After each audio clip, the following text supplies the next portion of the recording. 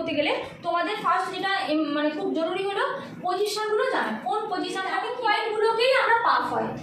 তুমি ভেবে দেখো, সামনে আমরা ফ্রন্ট পার্ট করি, মানে 3 জনের ফ্রন্ট পার্ট করি 2 মানে এই জোনটাতে আমাদের পাফ হচ্ছে। আর এই যে 1 জোনে আমাদের পাফ হয় না, কিন্তু এই জায়গাটাতে আমাদের বার্ন হয় ফোলানো হয়। তাহলে হাই যখন কোনো জায়গাটা ডাউন আছে বলে এই জায়গাগুলোকে আমরা হাই পাফ করি, ঠিক আছে।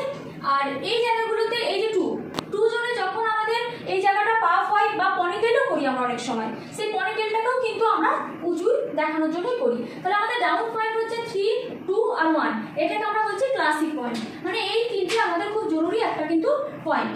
আর এই 0, 2 আর 0, 1 হলো নন ক্লাসিক পয়েন্ট। এগুলো থেকে আমাদের বিভিন্ন ভেরিয়েশন হয়। হচ্ছে আমাদের স্টার্টিং পয়েন্ট, যেখান থেকে হেয়ার স্টার্ট হচ্ছে, আর ন্যাপ জোনের এখান থেকে যেখানে হেয়ার স্টার্ট হচ্ছে এই জোনটাকে আমরা 1 বলছি। আর এই 1 আর 3টা এইভাবে আমরা যখন এই স্টার্টিং জোন দুটো, এই দুটো আমি আঙুল দিয়ে মেশাবো, ধরো এই 1-এ বসাচ্ছি আর এই 3-তে বসাচ্ছি, এই দুটো যেখানে আমার জয়েন্ট হচ্ছে, এই জয়েন্ট পার্টটা হচ্ছে 2, ঠিক আছে। সেম এই আর এই পার্ট হচ্ছে আমরা 2, এই জায়গাটা আমার 2 হয়ে দাঁড়াচ্ছে। আর জায়গাটা থেকে আমি এই পর্যন্ত নিয়ে যেটা মিডিল হচ্ছে, সেই মিডিলটা হচ্ছে 0, 2। এই 0, 2 সেকশন আমি এই করে নিয়েছি, তোমরা দেখতে পাচ্ছ এটা 0, 2 সেকশন।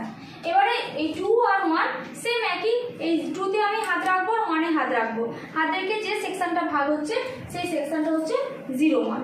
এবার আমি বলি, বোঝো একটু, সেটা হচ্ছে কি আমাদের এই 3 জোনটা হচ্ছে ডাউন, 2 জোন হচ্ছে ডাউন, আর এই 1 জোন হচ্ছে ডাউন।